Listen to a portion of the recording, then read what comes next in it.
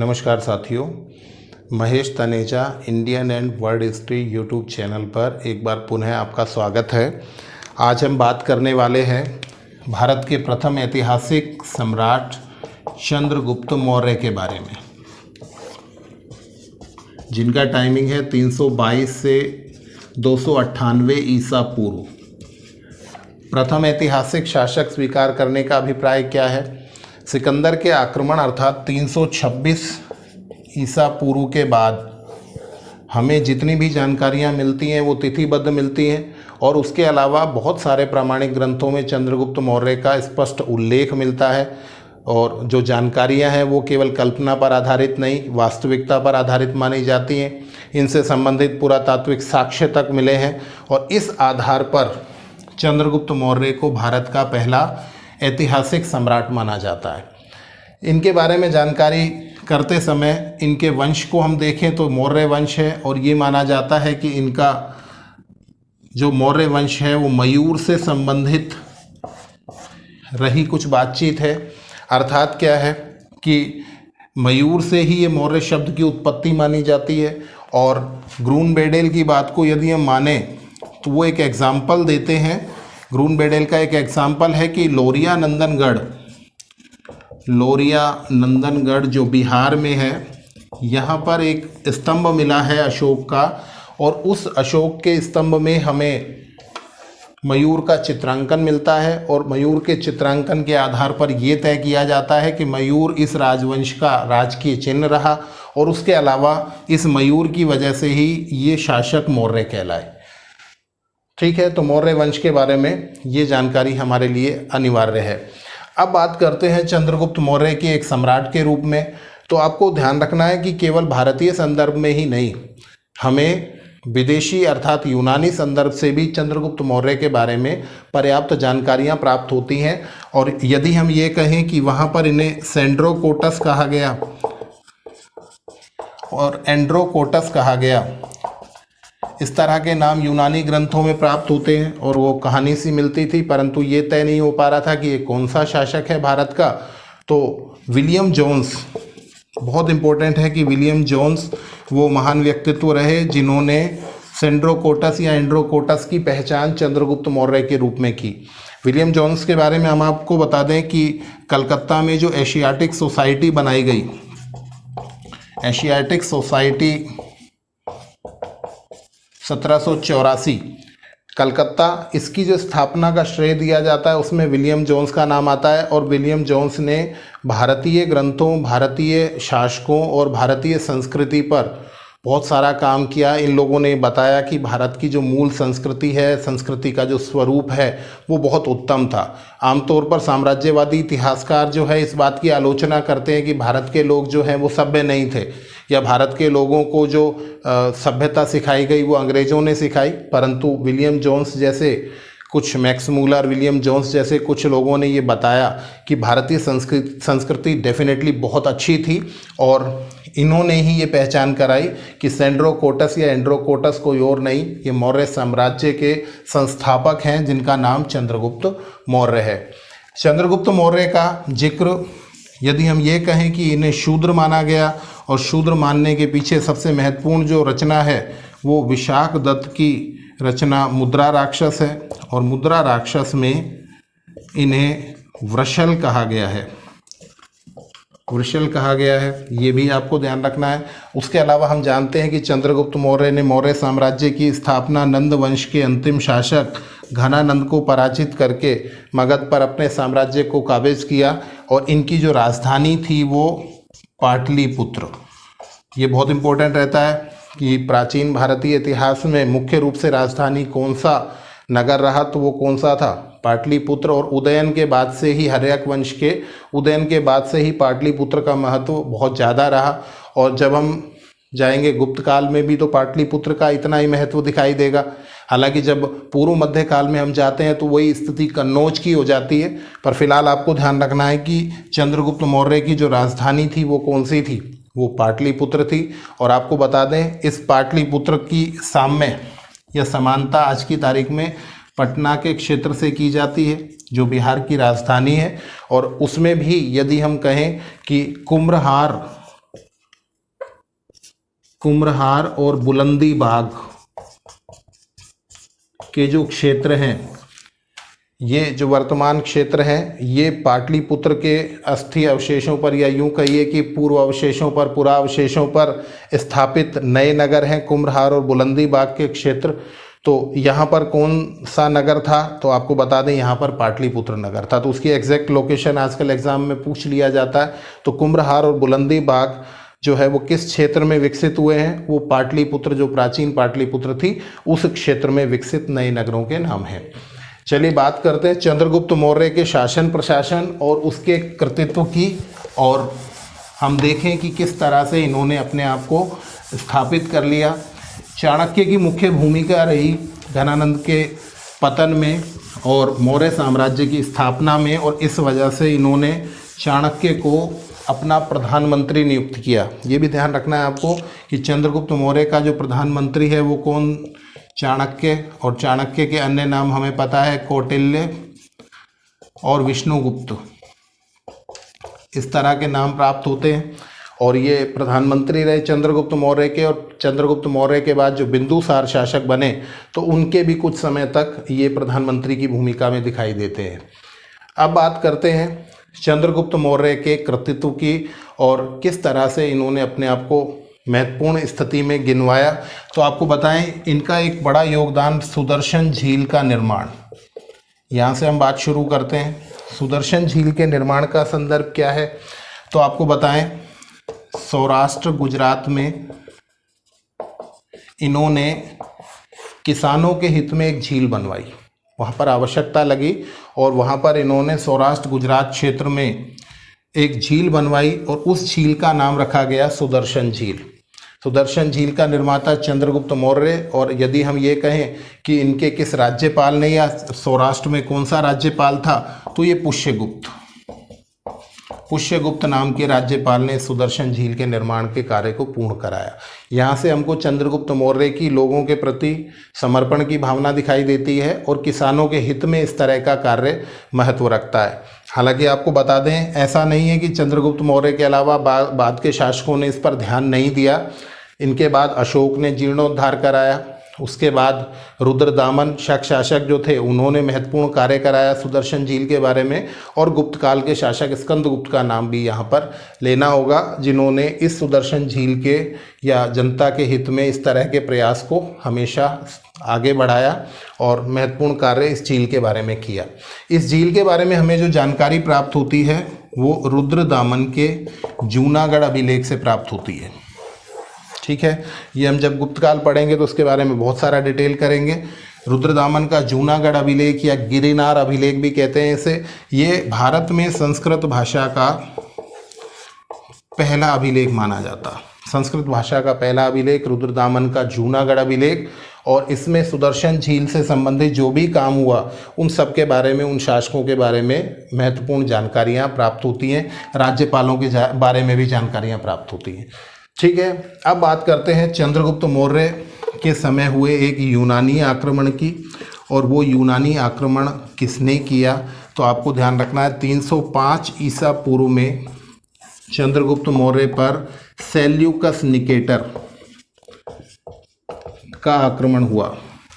हम लोगों ने जब सिकंदर के आक्रमण को पढ़ा तो वहाँ हमने डिस्कस किया था कि उसका थल सेना का जो सेनापति था वो मुख्य रूप से कौन था, सेल्यूकस था।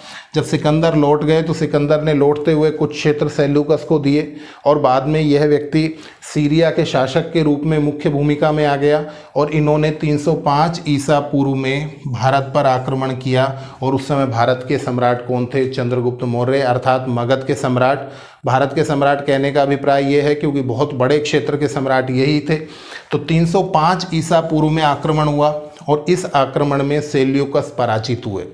आपको ये ध्यान रखना है कि इस आक्रमण की जानकारी बहुत ज़्यादा ग्रंथों में हमें प्राप्त नहीं होती है, परंतु ये निश्चित है कि सेल्यूकस का आक्रमण भी हुआ।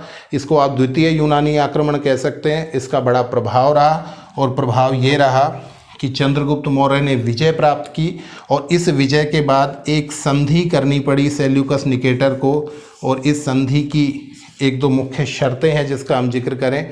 एक तो आपको ध्यान रखना है कि सेल्यूकस निकेटर ने अपनी पुत्री हेलेना या कार्नेलिया का विवाह हेलेना या कार्नेलिया का विवाह चंद्रगुप्त मौर्य से किया और भारतीय इतिहास का यह प्रथम अंतर्राष्ट्रीय विवाह माना जाता है। प्रथम अंतर्राष्ट्रीय विवाह कौन सा है? तो चंद्रगुप्त मौर्य का।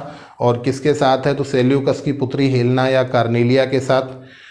इसके अलावा बात करें तो 4 क्षेत्र प्रदान किए गए। सेल्यूकस निकेटर ने पराजित होकर 4 क्षेत्र प्रदान किए हैं। कौन कौन से? तो काबुल, कंधार, हेरात और बलूचिस्तान या मकरान का क्षेत्र। काबुल, कंधार का क्षेत्र, हेरात और बलूचिस्तान या मकरान का जो क्षेत्र है, ये 4 क्षेत्र प्राप्त हुए किसको? चंद्रगुप्त मौर्य को। और इन चारों के जो नाम हैं, प्राचीन नाम हैं, वो भी आपको पता होने चाहिए। तो कौन कौन से हैं? पेरीपेनिस डाई,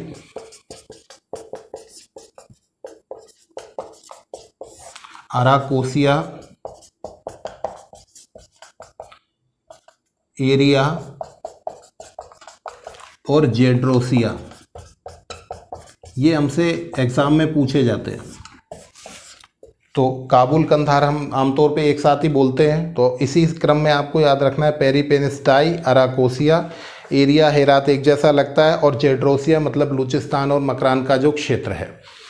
इस युद्ध और संधि का उल्लेख हमें कहाँ मिलता है? बहुत इंपॉर्टेंट रहता है। तो ये एपियानस के उल्लेख से प्राप्त होता है। एपियानस का जो उल्लेख है वहाँ से हमें ये पता लगता है कि इस तरह का एक युद्ध हुआ और ये संधि हुई, और इस संधि के माध्यम से सेल्यूकस निकेटर ने ये क्षेत्र दिए और चंद्रगुप्त मौर्य से अपनी पुत्री का विवाह किया। इसके बाद चंद्रगुप्त मौर्य ने क्या किया, यहाँ पर वो भी जिक्र कर लेते हैं। उन्होंने अपने ससुर अर्थात सेल्यूकस निकेटर अब ससुर हो गए, तो उन्हें 500 हाथी भेंट किए। आपको ध्यान रखना है, ये प्रश्न आजकल बहुत पूछा जा रहा है कि भारत का जो पूर्वी क्षेत्र है, पूर्वी क्षेत्र का मतलब क्या है? ये जो क्षेत्र है ये हाथियों के लिए प्रसिद्ध रहा है, जिसमें आप कहिए कि बिहार का क्षेत्र है, उड़ीसा का क्षेत्र है, असम का जो क्षेत्र है, ये हाथियों के लिए प्रसिद्ध रहा है। और 500 हाथी भेंट किए हैं चंद्रगुप्त मौर्य ने किसे? सेल्यूकस निकेटर को। उन्होंने इतना कुछ दिया है तो उसके बदले में दिए। और यहाँ पर हाथियों की भूमिका को बता दें आपको, प्राचीन भारतीय इतिहास में यूनानियों से जो युद्ध हुए हैं उन दोनों युद्धों में हाथियों की मुख्य भूमिका मानी गई है।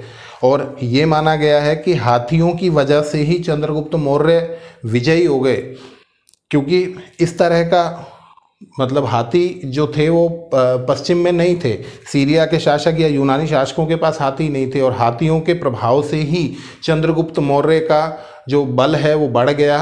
और इस जीत के बाद ये बड़े लालायित थे यूनानी की इन्हें हाथी प्राप्त हों, और 500 हाथी इस वजह से भेंट किए गए। किसके द्वारा? चंद्रगुप्त मौर्य के द्वारा। किसे? सेल्यूकस निकेटर को। तो ये भी आपको ध्यान रखना है। प्रश्न ये पूछा जाता है कि कौन सा क्षेत्र हाथियों के लिए प्रसिद्ध रहा है। चलिए आगे बढ़ते हैं और हम देखते हैं कि किस तरह से अब चंद्रगुप्त मौर्य ने भारत के महत्वपूर्ण क्षेत्रों पर विजय प्राप्त कर ली। अब 1-2 लाइनों से हम इस उल्लेख को आगे बढ़ाएं, और यदि हम बात करें प्लूटार्क की, तो प्लूटार्क ये कहते हैं कि इस युद्ध के बाद अर्थात इस यूनानी आक्रमण को ध्वस्त करने के बाद चंद्रगुप्त मौर्य ने 6 लाख की सेना लेकर संपूर्ण भारत को रौंद दिया। ये लैंग्वेज बहुत इंपॉर्टेंट है, प्रश्न पूछा जाता है किसने कहा कि चंद्रगुप्त मौर्य की सेना 6 लाख थी, या प्राचीन भारतीय इतिहास का कौन सा शासक है जिसके पास 6 लाख सैनिक थे? तो प्लूटार्क कहते हैं कि 6 लाख की सेना लेकर चंद्रगुप्त मौर्य ने संपूर्ण भारत को रौंद दिया। उसके अलावा बात करें तो स्मिथ इस बात को वेरीफाई करते हुए दिखाई देते हैं, और स्मिथ कहते हैं कि जिस भारत के पश्चिम में साम्राज्य की जिस सीमा को ब्रिटिश भी प्राप्त नहीं कर पाए, उस सीमा को चंद्रगुप्त मौर्य ने प्राप्त कर लिया था। देखिए इनकी बात को मैं जस्टिफाई करता हूँ, यहाँ पर सिद्ध कर देता हूँ आपके सामने। इन्होंने क्या कहा? इन्होंने ये कहा कि भारत के पश्चिम में साम्राज्य की जिस सीमा को, भारत के पश्चिम में साम्राज्य की जिस सीमा को अंग्रेज भी प्राप्त नहीं कर पाए, उसे चंद्रगुप्त मौर्य ने बहुत पहले प्राप्त कर लिया था। अर्थात क्या है, अंग्रेजों ने बहुत कोशिश की काबुल कंधार के क्षेत्र पर अपने आप को स्थापित करने की, परंतु वो इस रूप में सफल नहीं हो पाए थे। और यही वाली चीज़ बहुत पहले किसने कर दी? चंद्रगुप्त मौर्य ने कर दी। तो आपको स्मिथ की इस परिभाषा का भी ध्यान रखना है, ठीक है। और ये भी ध्यान रखना है कि भारतीय इतिहास का सबसे बड़ा साम्राज्य मौर्य शासकों का माना जाता है। तो इतना बड़ा साम्राज्य इन्होंने बनाया जो शायद अंग्रेज भी इस मामले में सफल नहीं हो पाए थे। तो इतने बड़े साम्राज्य के निर्माता चंद्रगुप्त मौर्य और उनके बाद के अशोक आदि जो मौर्य शासक थे वो थे। चलिए, दो परिभाषाएं आपको समझ में आ गई। यहाँ पर जस्टिन का जिक्र करना होगा, और जस्टिन ने ये कहा कि चंद्रगुप्त मौर्य की जो सेना है वो डाकुओं का गिरोह है। डाकुओं का गिरोह है। इसे आप आलोचना के रूप में भी देख सकते हैं और इसे आप क्वालिटी के रूप में भी देख सकते हैं। जब विदेशी इस तरह का वर्णन कर रहे हैं तो इसे आप आलोचना के रूप में देख सकते हैं, क्योंकि डाकू कहा है किसको? चंद्रगुप्त मौर्य की सेना को। परंतु यहाँ एक बहुत महत्वपूर्ण संदर्भ आपसे जिक्र कर लूँ मैं। जो मुख्य सूत्रधार हैं वो कौन है? चंद्रगुप्त मौर्य। और उनसे भी मुख्य सूत्रधार कौन है? तो चाणक्य। तो सारी कहानी शुरू कहाँ से होती है? चाणक्य से। और चाणक्य बहुत इंटेलिजेंट व्यक्ति हैं। इन्होंने क्या किया? इन्होंने अपनी सेना में चोरों को भर्ती किया, चोरों को, डाकुओं को भर्ती किया। इन्होंने कहा कि हम चोरों डाकुओं को सेना में भर्ती कर लेंगे। चंद्रगुप्त मौर्य ने कहा ये क्या कर रहे हैं? बोले इससे बहुत सारी समस्याओं का समाधान हो जाएगा। कैसे हो जाएगा? बोला एक तो चोरी समाप्त हो जाएगी, जो अपराध हैं वो समाप्त होते चले जाएंगे। दूसरी बात, भाई चोरी क्यों करते हैं? क्योंकि रोजगार नहीं होता है, उनको रोजगार मिल जाएगा। और बहुत इंटरेस्टिंग बात यह है कि जब आप कहीं पर आक्रमण करेंगे, और पहले जब राजा आक्रमण किया करते थे तो ये बिल्कुल निश्चित रहता था कि वहाँ से ज़्यादा माल लूट कर लाएं। और जैसे ही आक्रमण होता था तो वहाँ के लोग क्या करते थे? ज़मीन में धन को गाड़ दिया करते थे, छुपा दिया करते थे। तो जब चोर ही आपकी सेना में होंगे, डाकू ही आपकी सेना में होंगे, तो आप कहीं भी छुपा लीजिए, वो सारा का सारा धन आपको प्राप्त हो जाएगा। तो ये अचीवमेंट हो जाएगी। और इसलिए चाणक्य की रणनीति ये थी कि चोरों और डाकुओं को सेना में भर्ती किया जाए। और इस वजह से जस्टिन ने ये कहा कि चंद्रगुप्त मौर्य की जो सेना है वो डाकुओं का गिरोह थी। ठीक है, तो आपको इस तरह से भी इस बात का ध्यान रखना है किस तरह से इसका इम्पोर्टेंस रहा। चलिए आगे बढ़ते हैं। इसमें एक और टेक्निकल पार्ट यहाँ पर निकल कर आता है, जहाँ पर यह कहा जाता है कि चंद्रगुप्त मौर्य की जो अंगरक्षक हैं वो महिलाएं थी। चंद्रगुप्त मौर्य की अंगरक्षक कौन थी? महिलाएं। ये भी एग्जाम में पूछा जाता है किस शासक की अंगरक्षक महिलाएं थी, क्यों? प्रश्न वहीं आ जाता है कि ऐसा क्यों कर रखा था। तो एक बार हम इस बात को सुने। चंद्रगुप्त मौर्य चाणक्य कहते हैं कि यदि पुरुष किसी षड्यंत्र में होगा तो उसकी आंखों से आप ये पता नहीं लगा सकते कि वो षड्यंत्र करेगा। देखिए, चाणक्य के लिए सबसे इंपॉर्टेंट कौन है? चंद्रगुप्त मौर्य। राजा को वो सबसे महत्व देता है। सप्तांग सिद्धांत में भी वो सबसे पहले महत्व किसको देता है? राजा को देता है। और कहता है राजा की सुरक्षा सबसे महत्वपूर्ण है। अगर राजा है तो राजा के खिलाफ षड्यंत्र होने की संभावना हमेशा रही है। इतिहास उठा के देख लीजिए आप, राजतंत्र में षड्यंत्र ही षड्यंत्र आपको देखने को मिलेंगे। तो राजा को मारा जा सकता है, राजा को हानि पहुंचाई जा सकती है और षड्यंत्र किए जा सकते हैं। तो पुरुष की आंखों से आपको षड्यंत्र की जानकारी नहीं मिलती है, परंतु यदि कोई महिला अंगरक्षक है और वो षड्यंत्र में शामिल होती है तो उसकी आंखों से उसके प्रयासों का पता लग जाता है कि वो राजा को मारने की कोई कोशिश कर रही है। और ऐसी स्थिति में ज़्यादा सेफ माना गया कि किसको? महिलाओं को अंगरक्षक बनाया जाए। ठीक है, तो ये भी आपको ध्यान रखना है कि ये भी चाणक्य की टेक्निक का एक हिस्सा है। और देखिए, चाणक्य ने कठोर दंड नीति को अपनाया। आप इस संदर्भ को भी बहुत अच्छे से सुनिएगा, विश्लेषण की दृष्टि से बहुत महत्वपूर्ण रहता है। देखिए, इतना बड़ा साम्राज्य, और उस समय ना तो आपके पास यातायात के साधन है और ना ही आपके पास संचार की उत्तम व्यवस्था है। अब जब आपके पास ये दोनों ही नहीं है तो इतना बड़ा साम्राज्य आप कैसे चला लेंगे? बहुत मुश्किल होगा। आपको बता दें कि आज की तारीख में एक छोटे से गांव का शासन ही नहीं चला पाते, जबकि संचार के इतने अपडेट साधन हो गए हमारे पास, और इतने बड़े साम्राज्य को चलाना असंभव सा है जब आपके पास बहुत पर्याप्त साधन नहीं है। ऐसी स्थिति में शासन को व्यवस्थित करना, अनुशासित करना या किसी भी षड्यंत्र और विद्रोह से बचना ये बहुत मुश्किल रहा होगा। और उस स्थिति में चाणक्य ने 2 सुझाव दिए चंद्रगुप्त मौर्य को। एक तो ये कहा कि आप क्या करिए, अच्छी गुप्तचर व्यवस्था डेवलप कीजिए, और दूसरा आप क्या करिए, एक कठोर दंड नीति अपनाइए। देखिए 2 सोर्सेस डेवलप करने की बात कर रहे हैं वो, एक गुप्तचर व्यवस्था और दूसरी कठोर दंड नीति। और इसका क्या प्रभाव पड़ेगा आप देखिए, शासन किस तरह से चलता है, बहुत इंटरेस्टिंग हो जाने वाला है। आपकी गुप्तचर व्यवस्था इतनी अच्छी है कि जो गुप्तचर है वो मर जाएगा, परंतु कभी भी ये नहीं कहेगा कि वो राजा के द्वारा भेजा गया है, अर्थात वो अपनी बात पर बिल्कुल सॉलिड रहने वाला। इस तरह का वर्णन प्राप्त होता है कि पति को ये नहीं पता कि पत्नी गुप्तचर है, और पत्नी को ये नहीं पता कि पति भी गुप्तचर है। अर्थात कभी साधु के वेश में, भिखारी के वेश में किसी एक स्थान पर जाकर ठहरने वाले, और अलग अलग तरह के गुप्तचर की व्यवस्था की गई। और गुप्तचर जो थे बिल्कुल सूक्ष्म तक सूचनाएं जो हैं वो कहाँ पहुँचाते हैं, वो राजा के पास, क्योंकि केंद्रीकृत शासन व्यवस्था थी। और राजा के पास जब सूचनाएं पहुँचती हैं, जनता को इस बात का भय हो जाएगा, तो उसके साथ ही एक कठोर दंड नीति और इम्प्लीमेंट की जाएगी, और इस वजह से अपराध पूरी तरह से रुक जाएंगे, विद्रोह की संभावना समाप्त हो जाएगी।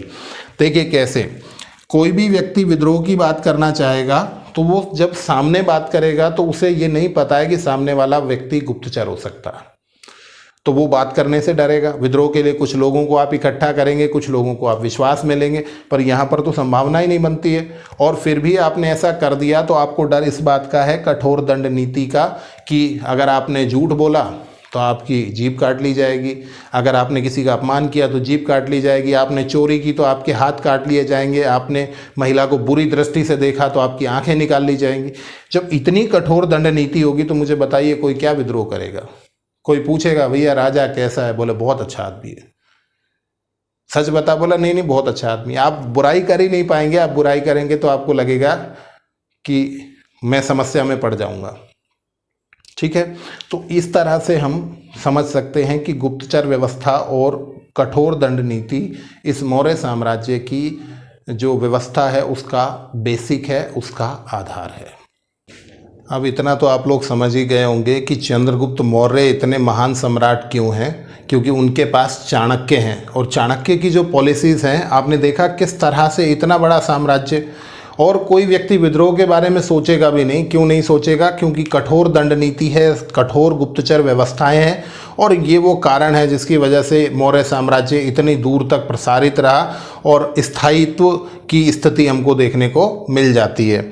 चलिए अब बात करते हैं चंद्रगुप्त मौर्य के बारे में, कुछ और जानकारियाँ समाहित करते हैं, और मुख्य रूप से बात करते हैं इनके धर्म के बारे में।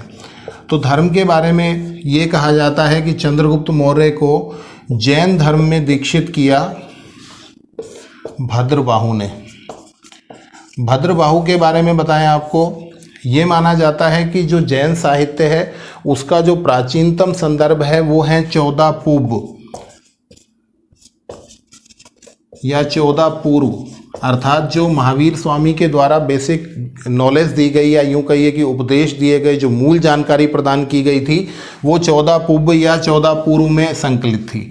और इसके बारे में उस समय एकमात्र व्यक्ति जो पूरे के पूरे 14 पूर्व को जानता था, उसके बारे में उसको पूरा डिटेल था, ज्ञान था, वो व्यक्तित्व कौन थे? भद्रबाहु।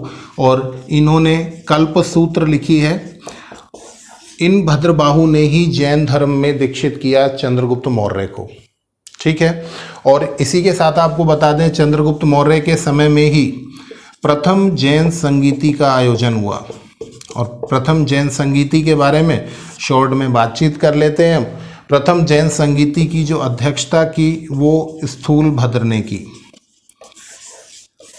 ठीक है, इस प्रथम जैन संगीति की 2 विशेषताओं को डिस्कस कर लूँ मैं। एक तो इसके अंदर प्रथम जैन संगीति से ही जैन धर्म जो है वो 2 भागों में डिवाइड हो गया, और दो भाग कौन से हम लोग जानते हैं, श्वेतांबर और दिगंबर के रूप में।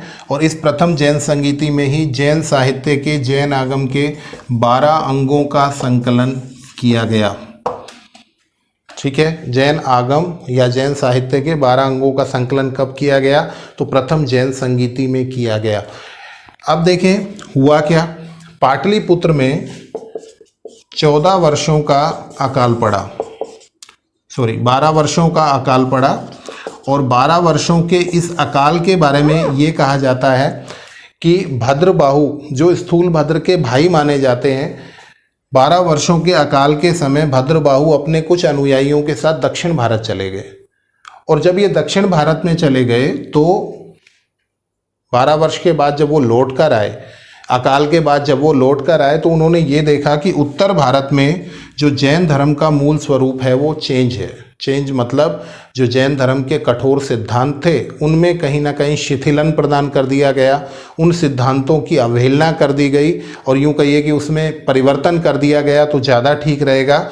और जब भद्रबाहु ने देखा कि परिवर्तन बड़े स्तर पर हो गए, तो इस वजह से वो यहाँ पर नाराज़ हो जाते हैं और नाराज़ होकर वो दक्षिण भारत को लौट गए। यहाँ क्या अंतर आया चीज़ों में, वो अंतर ये आया कि स्थूल भद्र ने दिगंबर परंपरा के स्थान पर श्वेतांबर परंपरा को आश्रय प्रदान कर दिया था। श्वेतांबर का मतलब क्या है, सफ़ेद वस्त्र धारण करने की अनुमति दे दी भिक्षुओं को। जबकि भद्रबाहु जो थे वो मूल जैन धर्म के अनुयायी थे, और ऐसी स्थिति में वो किसको समर्थन करते हैं, वो दिगंबर परंपरा का समर्थन करते थे। तो ऐसी स्थिति में ये श्वेतांबर और दिगंबर के रूप में जैन धर्म 2 भागों में विभाजित हो गया। और यहाँ महत्वपूर्ण ये है कि जब भद्रबाहु नाराज हो गए, उन्होंने देखा जैन धर्म का मूल स्वरूप चेंज हो गया, तो वो दक्षिण भारत फिर चले गए, परमानेंटली चले गए, और वो ले गए अपने साथ किसे, चंद्रगुप्त मौर्य को भी ले गए। परंतु यहाँ पर एक जैन संगीति आयोजित की गई, और वो जैन संगीति पाटलिपुत्र में आयोजित हुई, जिसमें स्थूल भद्र ने अध्यक्षता की। और इस जैन संगीति में 12 अंगों का संकलन हुआ, क्योंकि स्थूल भद्र को पूरी जानकारी नहीं थी। आपको बता दें 14 पूर्वों की जानकारी किसे थी, भद्रबाहु की थी, और भद्रबाहु को थी, और भद्रबाहु यहाँ शामिल नहीं हुए। तो इस वजह से उन्होंने स्थूल भद्र को जितनी जानकारी दी थी वो केवल 12 अंगों में संकलित हो पाई, 14 अंग नहीं बन पाए। अर्थात संपूर्ण ज्ञान जो था 14 पूर्वों का वो भद्रबाहु को था, स्थूल भद्र को नहीं था। तो 12 ही अंग संकलित किए जा सके, 14 अंग संकलित किए जाने थे। और उसके अलावा हमने आपको बताया कि यहाँ जैन धर्म निश्चित रूप से 2 विचारधाराओं में बट गया, और ये माना जाता है कि भद्रबाहु के साथ जब उनके अनुयायी दक्षिण भारत की ओर चले तो उनमें एक महत्वपूर्ण व्यक्ति और था, जिसका नाम चंद्रगुप्त मौर्य था। चंद्रगुप्त मौर्य इनके साथ गए हैं, इसकी जानकारी हमें ऐतिहासिक ग्रंथों से प्राप्त होती है। चंद्रगुप्त मौर्य ने जैन धर्म अपनाया था, ये जानकारी हमें हेमचंद्र सूरी की रचना परिशिष्ट परवन से प्राप्त होती है कि इन्होंने जैन धर्म अपनाया था। और आपको बता दें, एक रचना है रत्न नंदिन की,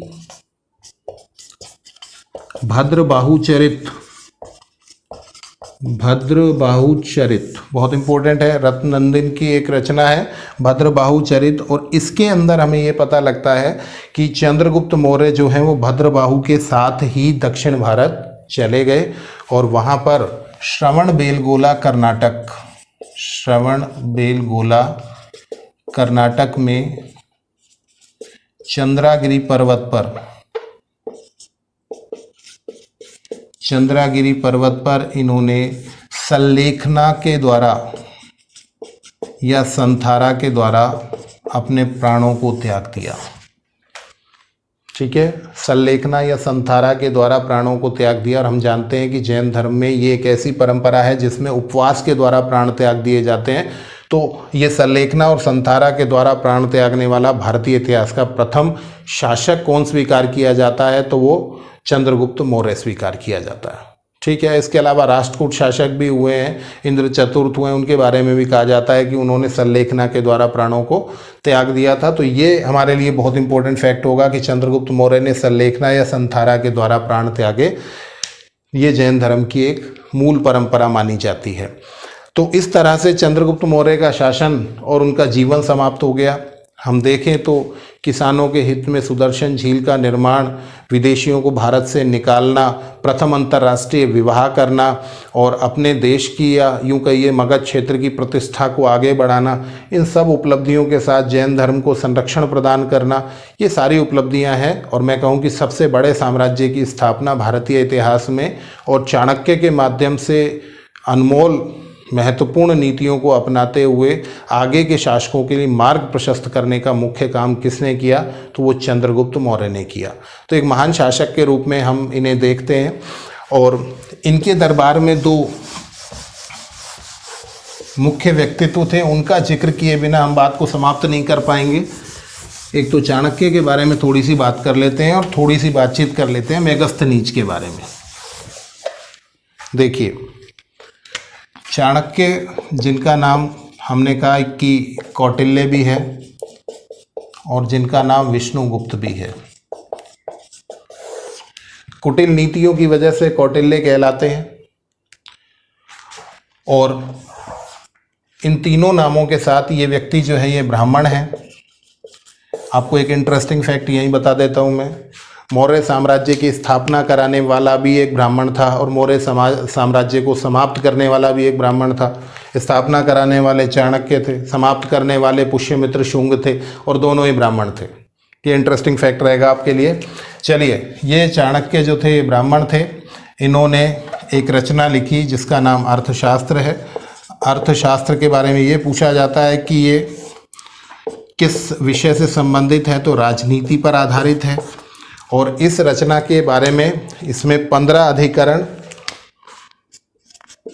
अधिकरण या यूं कहिए कि पहले 15 विभाजन और फिर 180 प्रकरण, एक और सब डिवीज़न कह सकते हैं आप, ये डिवीज़न, ये सब डिवीज़न मिलते हैं। तो 15 अधिकरण और 180 प्रकरण में बटी हुई एक महत्वपूर्ण रचना लिखी। भाषा पूछी जाती है तो किस भाषा में लिखा है इन्होंने? संस्कृत में लिखा। किस पर आधारित है? राजनीति पर आधारित है। और ये सूत्र शैली में लिखी गई है। पूछा जाता है हमसे किस शैली में लिखी गई? सूत्र शैली या अन्य पुरुष शैली। अन्य पुरुष शैली का मतलब ये है कि कहीं पर भी आपको किसी का नाम नहीं मिलेगा पात्र का, कि आपको राजा का नाम मिल जाएगा, नहीं। वो इस तरह से कहेंगे कि ये उपदेश सबके लिए, राजा को ऐसा करना चाहिए, राजा को ऐसा करना चाहिए। तो ये अन्य पुरुष शैली का इस्तेमाल किया गया, सूत्र शैली में इन्होंने लिखा है। और आपको बताएं, इन्हें भारत का मैकियावली कहा जाता है। भारत का मैकियावली। और मैकियावली के बारे में आप लोग वर्ल्ड हिस्ट्री में पढ़ेंगे हमसे कि मैकियावली जो थे वो बड़े फेमस रहे, और उनकी जो कूटनीति है वो कहीं ना कहीं चाणक्य से प्रभावित रही, और कहा जाता है उन्हें आधुनिक चाणक्य कहा जाता है। इन दोनों ने ये कहा है कि जो राजा है उसे प्रोमिसेस करने चाहिए। मैकियावली की अगर सेंटेंसेस की मैं बात करूं तो उन्होंने कहा है कि राजा जो है उसको दोहरे चरित्र वाला होना चाहिए। उसको कंडीशंस के हिसाब से क्या पैर पकड़ लेने चाहिए और कंडीशन के हिसाब से तलवार उठा लेनी चाहिए। और मैं ये कहूं कि आज की राजनीति को इन्होंने बहुत ज़्यादा प्रभावित किया है कि ज़रूरत पड़ने पर वादे कर लिए जाएं और जब ज़रूरत ना पड़े तो आप वादे तोड़ दीजिए। इस तरह का संदर्भ प्राप्त होता है। राजनीति का बेसिक जो है वो आपको मैकियावली से और चाणक्य से ही प्राप्त होता है। तो भारत का मैकियावली किसे कहा जाता है? चाणक्य को कहा जाता है। और आधुनिक चाणक्य किसे कहा जाता है? तो मैकियावली को कहा जाता है। तो वहाँ बहुत सारा डिस्कशन करेंगे। चलिए, ये चाणक्य के बारे में बेसिक जानकारी। और प्रधानमंत्री रहे किसके समय में? चंद्रगुप्त मौर्य के समय में, और उसके बाद बिंदुसार के समय में भी ये प्रधानमंत्री के रूप में आपको दिखाई देते हैं। आगे बढ़ते हैं और एक और दरबारी रचनाकार की बात करते हैं जिनका नाम है मेगस्थनीज। बहुत फेमस है। मेगस्थनीज के बारे में बताएं आपको, सेल्यूकस निकेटर के राजदूत थे। यूनानी राजदूत सेल्यूकस निकेटर के राजदूत के रूप में मेगस्थनीज भारत आए और चंद्रगुप्त मौर्य के दरबार में रहे। इन्होंने जो पुस्तक लिखी वो इंडिका। भाषा कौन सी है? यूनानी। और मूल रूप से इंडिका प्राप्त नहीं है। इंडिका के बारे में मेगस्थनीज ने जो लिखा था वो हमें केवल अब कुछ लोगों के लेखन से, अर्थात जिन्होंने मेगस्थनीज की इंडिका को पढ़ा है उनके विवरण से ही हमें जानकारियाँ प्राप्त हो पा रही हैं, जिनमें प्लूटार्क हैं, स्ट्रैबो हैं, एरियन हैं। इन लोगों की जानकारियां जो हैं वो यहाँ से निकली हैं और उन्हीं के आधार पर कि मेगास्थनीज ने इस तरह के शासन की बात की, इस तरह की जानकारियां भारत के बारे में प्रदान की। और हम पढ़ चुके हैं कि मेगास्थनीज ने कृष्ण का उल्लेख भी किया है और शिव का उल्लेख भी किया है, जो नाम उन्होंने दिए यूनानी भाषा में। अब इम्पोर्टेंट ये है कि मेगास्थनीज के वर्णन में क्या ठीक था और क्या गलत था। तो इनका जो वर्णन है वैसे तो बिल्कुल ऑथेंटिक सा माना गया है, परंतु जब बात यहाँ से यहाँ पहुँची और यहाँ से इतना डिस्ट्रीब्यूट होकर आई तो कुछ प्रॉब्लम्स हैं, कहीं ना कहीं कुछ ऐसे डिस्कशंस हैं जहाँ पर ये मिसमैच करते हैं, और वो मिसमैच कहाँ कहाँ करते हैं वो एक बार हम देख लेते हैं। 3 विषय कम से कम ऐसे हैं जहाँ पर मेगास्थनीज की रचना जो है उस पर प्रश्न चिन्ह लगाया जा सकता है। एक तो इन्होंने ये कहा कि भारत में मौर्य काल में दास प्रथा नहीं है। दास प्रथा नहीं है, ये कौन कह रहे हैं? मेगास्थनीज कह रहे हैं। जबकि आपको ध्यान रखना है कि इनके पड़ोस में बैठा हुआ ये चाणक्य कहता है कि 9 प्रकार के दास थे। उल्लेख मिला है 9 प्रकार के दासों का मुख्य रूप से उल्लेख किया है किसने? चाणक्य ने। और ये कह रहे हैं कि दास प्रथा अस्तित्व में नहीं थी। तो ये पहला प्रश्न चिन्ह है, पहली वो बात है जिसे आप कह सकते हैं कि मेगास्थनीज की रचना कहीं प्रामाणिकता से दूर दिखाई देती है। दूसरी बात देखते हैं, इन्होंने ये कहा कि भारत में अकाल नहीं पड़ते। जब ये कह रहे हैं कि अकाल नहीं पड़ते, और जब हम मौर्य साम्राज्य की जानकारी विभिन्न पुस्तकों से प्राप्त करते हैं तो वहाँ पाटलिपुत्र में चंद्रगुप्त मौर्य के समय 12 वर्षों के अकाल की बिल्कुल स्पष्ट घोषणा मिलती है। तो इसका मतलब इनका ये वर्णन भी कहीं ना कहीं विवाद की ओर चला गया। और तीसरा, इन्होंने ये कहा कि भारत में लोग लेखन से परिचित नहीं थे।